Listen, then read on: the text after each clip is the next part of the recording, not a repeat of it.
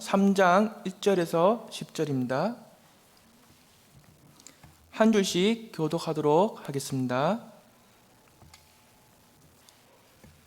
제9시 기도 시간에 베드로와 요한이 성전에 올라갈새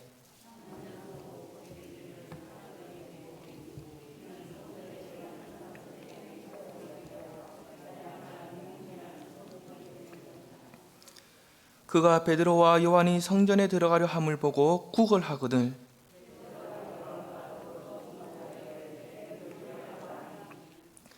그가 그들에게서 무엇을 얻을까 하여 바라보거늘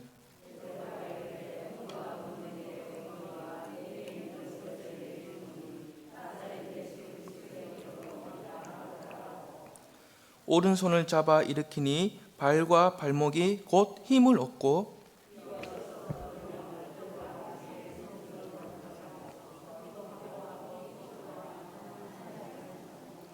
모든 백성이 그 걷는 것과 하나님을 찬송함을 보고 그가 본래 성전 미문에 앉아 구걸하던 사람인 줄 알고 그에게 일어난 일로 인하여 심히 놀랍게 여기며 놀라니라. 아멘. 사랑하는 여러분, 우리가 살아가는 이 세상은 대부분 어떤 사람에게 관심이 있죠? 외모가 남다르게 훌륭하거나 또 부와 명예와 학벌 이러한 것들을 갖출 만큼 어느 정도 다 갖추어서 세상적으로 크게 성공을 하면 많은 사람들로부터 관심을 받는 것 같아요.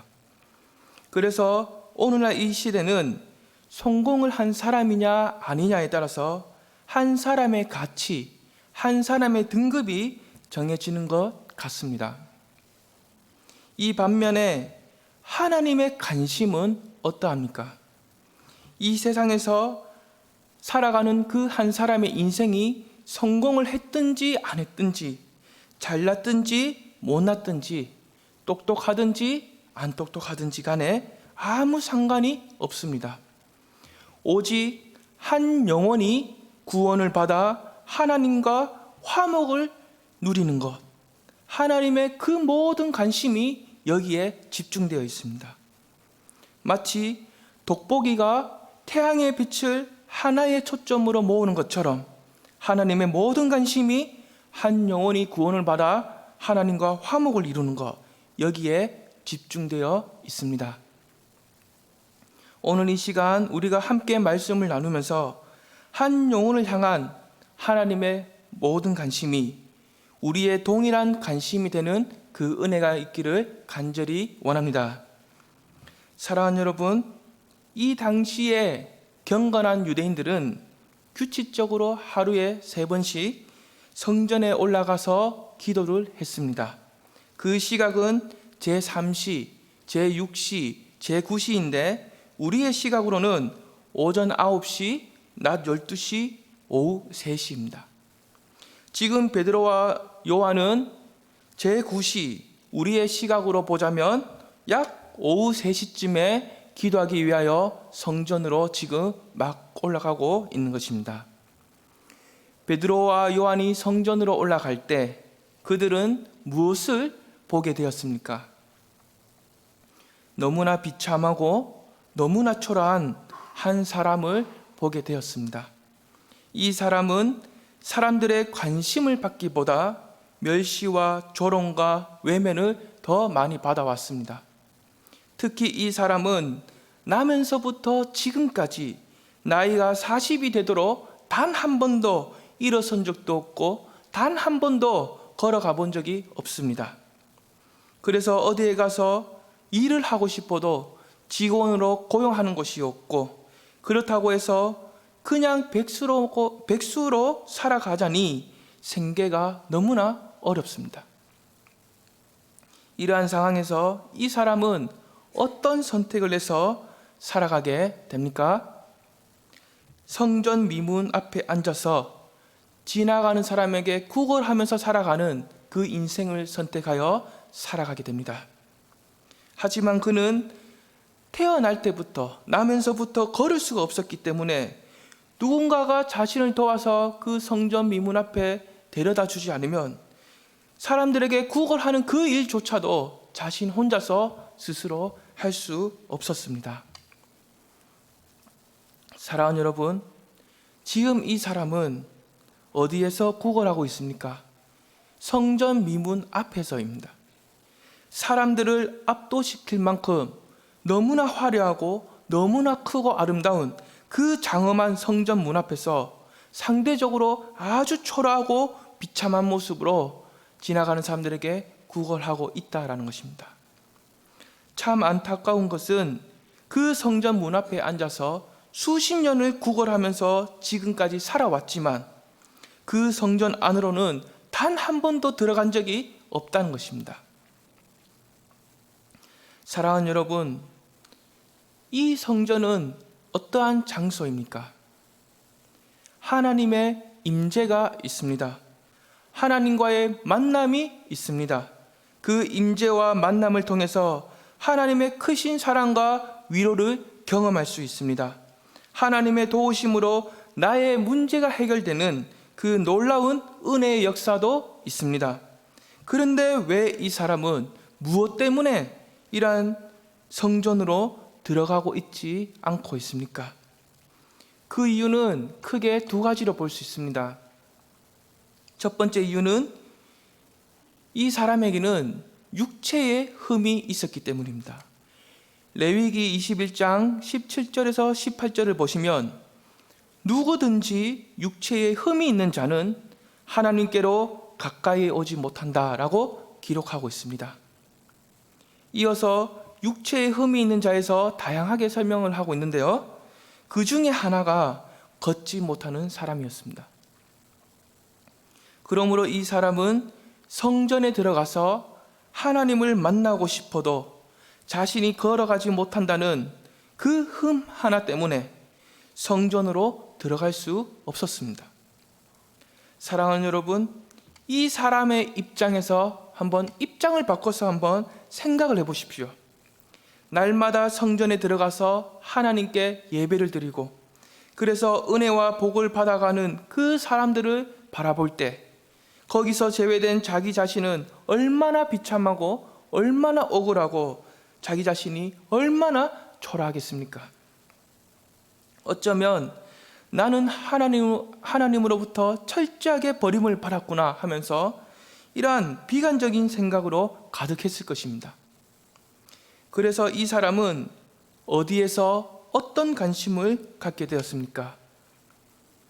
자신은 그 성전 안으로 들어갈 수 없기 때문에 성전 밖에 앉아 있게 되었습니다. 그리고 그의 모든 관심은 은혜와 긍휼로 도우시는 하나님이 아니었습니다. 사람들이 던져주는 그 동전 몇 개에 모든 관심을 갖고 있었습니다. 자신의 그 불가능한 현실을 보고 스스로가 체념을 하는 것이죠. 그러므로 이 사람이 성전에 들어가지 않는 두 번째 이유는 이 사람의 모든 관심이 동전 몇 개에 있기 때문입니다. 이 사람은 사람들이 던져주는 그 동전 몇 개에만 관심을 갖고 지금까지 평생 동안 쉬지 않고 그 동전들을 모아왔습니다. 그러나 어떤 문제가 있습니까? 자신이 갖고 있는 그 인생의 궁극적인 문제는 전혀 하나도 해결되지가 않습니다. 그 인생에 어떠한 아무런 변화가 찾아오지도 않았고 인생의 참된 목적도 없습니다. 그럼에도 불구하고 이 사람은 끝까지 동전 몇 개에만 관심을 갖고 집착하며 고집을 피우고 있는 것입니다. 이러한 모습은 이 사람이 자신의 궁극적인 문제를 어떻게 해야 해결할 수 있는지, 자신에게 정말로 내 인생에서 필요한 것은 무엇인지 그것을 전혀 모르고 살아가고 있는 것입니다. 그만큼 이 사람이 얼마나 어리석고 무지한지, 그리고 얼마나 비참하고 초라한 상태에 있는지 이것을 우리에게 너무나 분명하게 잘 보여주고 있습니다. 사랑하는 여러분, 성전 문 앞에서 구걸하고 있는 이 사람은 특별한 누군가를 의미하는 것이 아닙니다.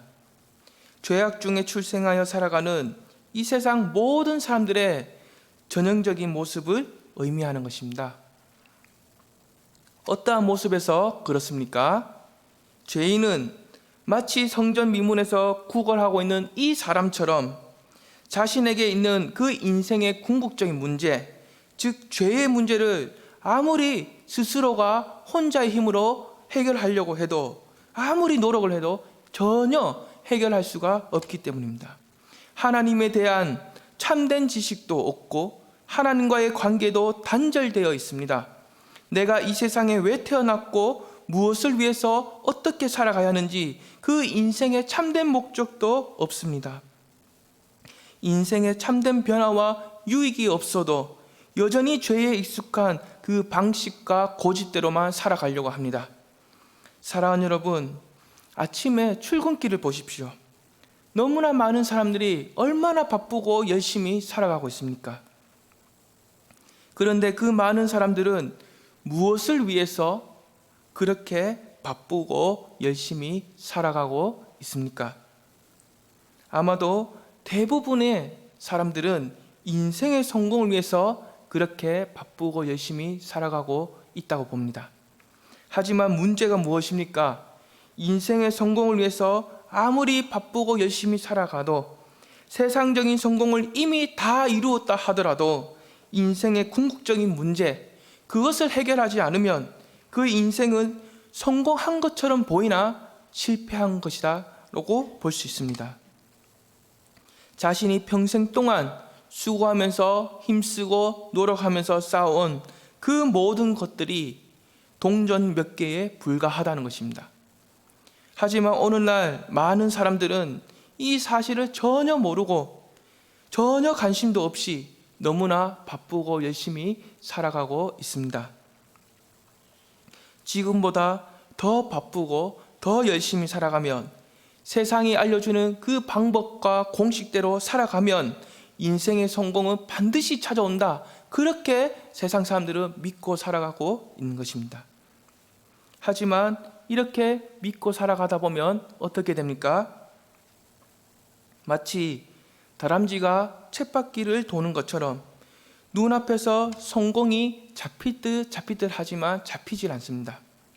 오히려 인생의 공허함과 허무함이 커져만 가고 몸과 마음이 쉽게 지쳐버립니다.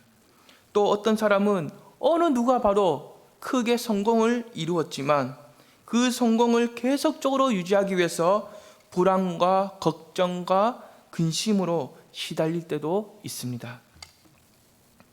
사랑하는 여러분, 사람들이 인생의 궁극적인 문제를 해결하지 못하고 마치 오늘 본문에 등장하고 있는, 구걸하고 있는 이 사람처럼 너무나 비참하고 초라하게 살아가고 있을 때, 자신의 어리석음과 그 무지함에 깊이 빠져 있을 때 하나님은 어떻게 하십니까? 바로 전도자를 세워서 보내주시죠. 그런데 그 전도자들은 어떤 사람들입니까? 주님으로부터 부름을 받았던 제자들입니다. 주님의 제자들은 누구보다 주님과 가까운 그 거리에서 주님과 함께 먹고 자며 생활해 왔습니다. 또한 주님으로부터 그 고귀한 가르침을 받아왔습니다. 그러나 그 제자들은 주님을 배반하고 말았습니다. 특히 오늘 본문에 등장하고 있는 이 베드로는 주님을 3번씩이나 부인했던 제자였습니다. 주님의 모든 제자들은 주님을 따르는 그 일에서 아주 철저하게 실패를 하게 된 것입니다. 그러므로 제자들은 주님의 이름과 십자가의 도를 전할 만한 그 어떠한 자격과 조건이 아무것도 없습니다. 하지만 오늘 본문을 보시면 주님의 제자인 그 베드로와 요한이 주님의 이름을 전하고 있다라는 것입니다. 사랑하는 여러분, 어떻게 해서 이 일이 가능하게 되었습니까?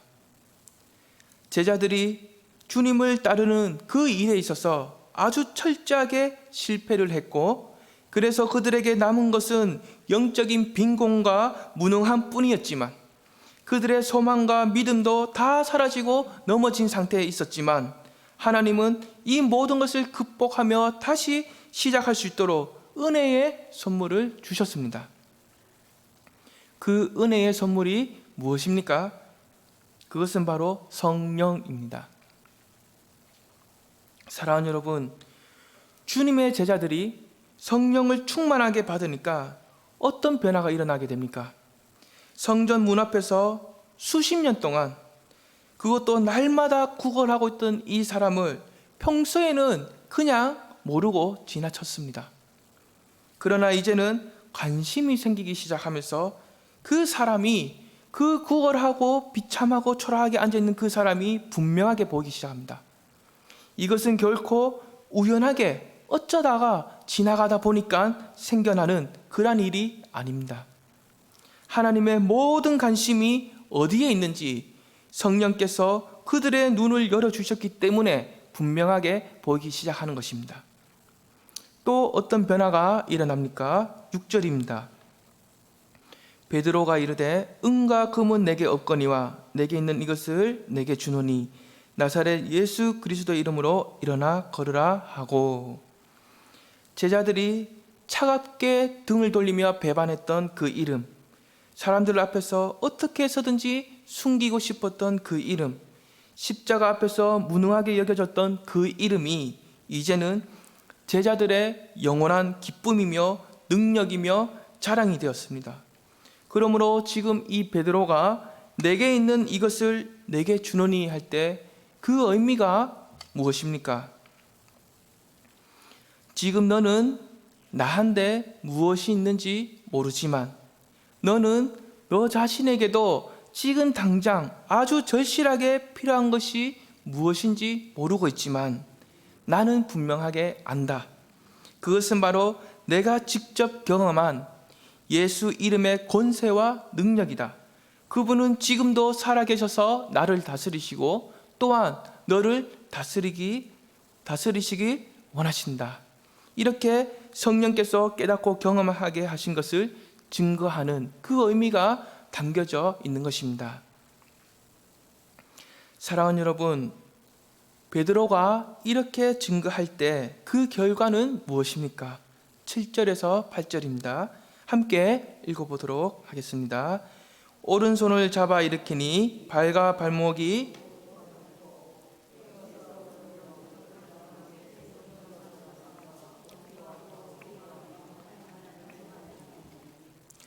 구걸하는 사람이 갖고 있던 인생의 궁극적인 그 문제가 깨끗하게 아주 완벽하게 해결이 되었습니다. 그래서 구걸하던 이 사람은 더 이상 성전 문 앞에서 누군가를 눈치 볼 필요도 없고 주눅들 필요도 없고 이제는 세상이 줄 수 없는 참된 기쁨과 자유를 누리면서 하나님의 임재가 있는 그 성전을 향해서 아주 담대하게 뛰어 들어갈 수 있는 것입니다. 거기서 그가 가장 먼저 하는 것은 하나님의 이름을 높이면서 영광을 돌리며 찬양하는 것입니다. 너무나 놀랍고 위대한 그 능력의 이름으로 이 사람의 인생은 큰 변화를 겪게 된 것입니다. 이렇게 아름답고 이렇게 영광스럽고 보람된 이러한 일을 위하여 주님의 제자들은 전도자로 보냄을 받았던 것입니다. 사랑하는 여러분, 우리도 여기에 모여있는 저와 여러분도 성전 문 앞에서 구걸하고 있는 이 사람처럼 인생의 궁극적인 문제를 껴안고 실패와 비참함으로 주저앉아 있었습니다. 어떤 사람은 몇 년 동안, 어떤 사람은 수십 년 동안 주저앉아 있었습니다.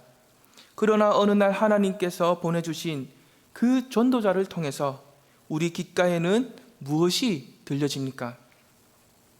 영광스럽고 너무나 복된 예수 그리스도의 이름이 우리 귓가에 들려집니다. 동시에 성령의 그 압도적인 은혜와 능력이 함께 임하니까 또 어떠한 일이 일어나게 됩니까? 우리 인생의 궁극적인 그 문제가 해결되고 실패와 비참함이라는 그 자리에서 다시 힘있게 일어서게 됩니다.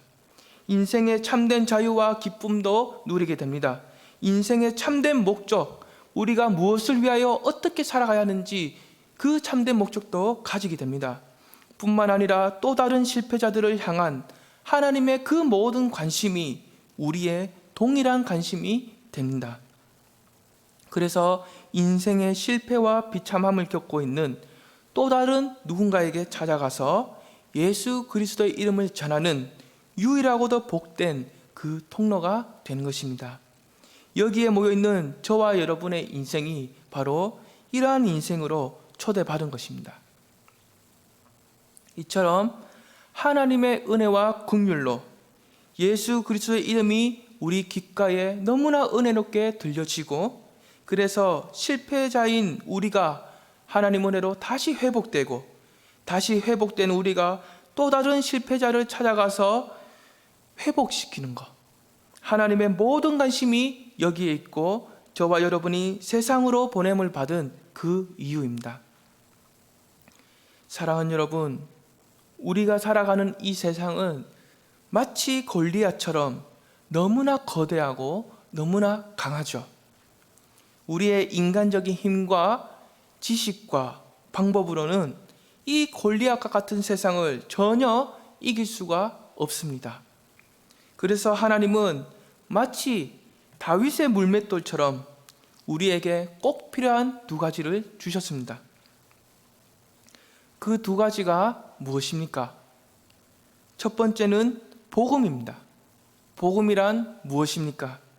예수 그리스도의 십자가와 부활에 관한 내용입니다. 성경에는 이 복음에 대해서 너무나 분명하고 명확하게 기록하고 있습니다. 뿐만 아니라 이 복음은 죄인을 향한 하나님의 은혜와 사랑에 대해서 매우 논리적이고 강력하게 설득하고 있습니다. 그럼에도 불구하고 우리가 이 복음을 효과 있게 전하려면 전제 조건이 있습니다. 그 전제 조건이 두 번째인데요. 그것은 바로 주님의 제자들이 경험했던 성령 충만입니다. 성령 충만이란 무엇입니까? 우리의 존재와 인생이 성령의 다스림과 인도함을 받는 것입니다. 둘째로 모든 믿는 자에게 부어주시는 하나님의 주권적인 은혜입니다. 셋째로 예수 그리스도의 이름을 믿고 따르는 모든 성도들의 영광스러운 특권입니다. 여기서 우리가 기억할 것은 우리가 성령으로 충만할 수 있는 그 모든 조건은 주님의 십자가와 부활을 통해서 모두 충족되었다라는 것입니다.